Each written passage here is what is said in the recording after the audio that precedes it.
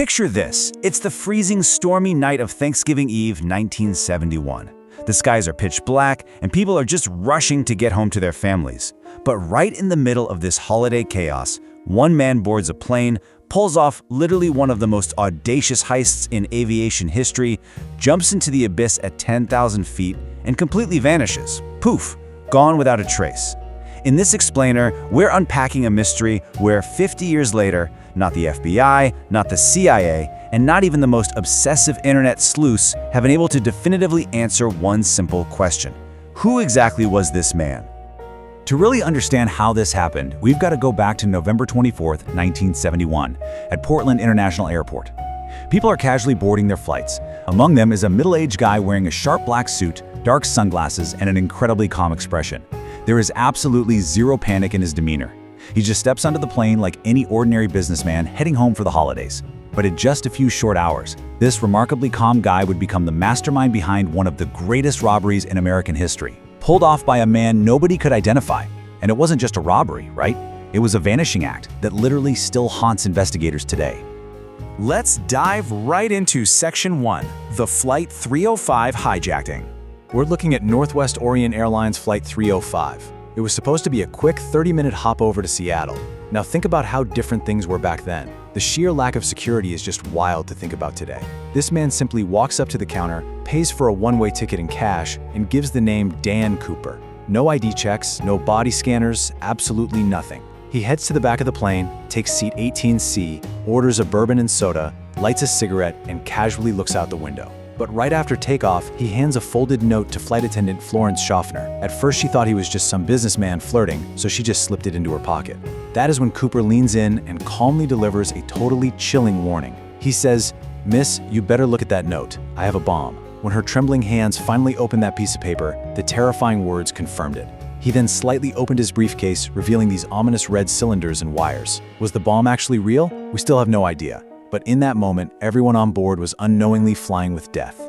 Which brings us to Section 2, the demands and landing. Up in the cockpit, the pilot is sweating and frantically radioing authorities. But back in the cabin, Cooper is chillingly methodical. Just a scene of absolute eerie calmness. He's not shouting, he's showing zero aggression, he just casually hands over a highly specific list of demands.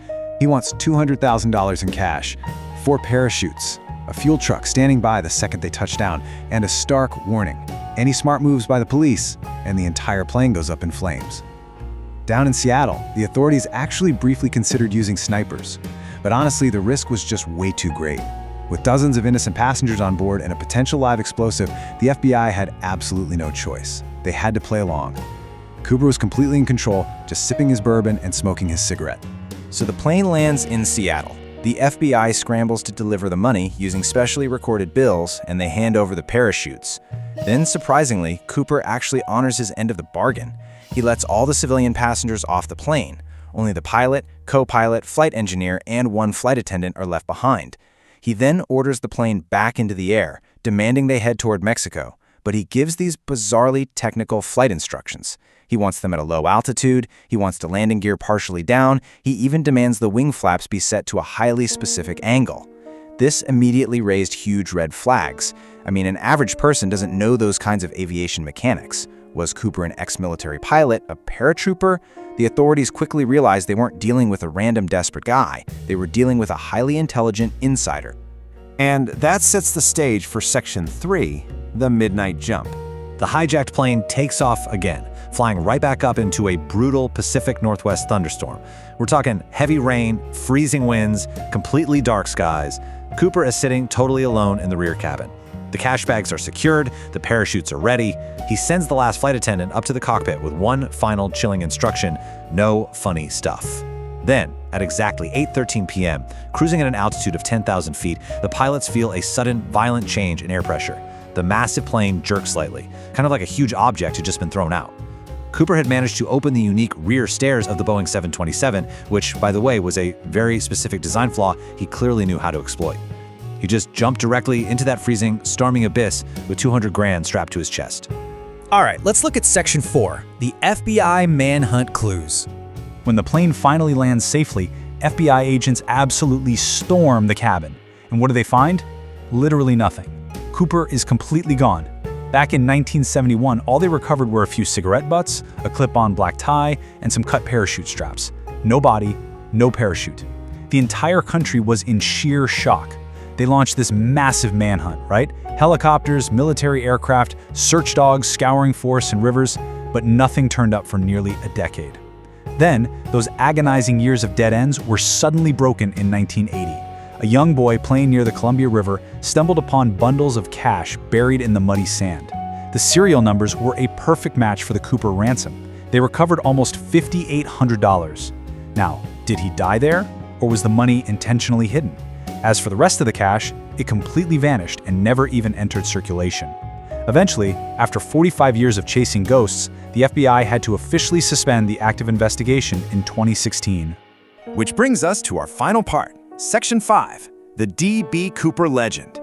You see, the complete lack of a body, or the rest of that money, deeply divided experts into two distinct camps. On one side, folks argue he absolutely died in the storm. The weather was horrific, visibility was practically zero, and crucially, professional skydivers pointed out he was wearing entirely the wrong clothes.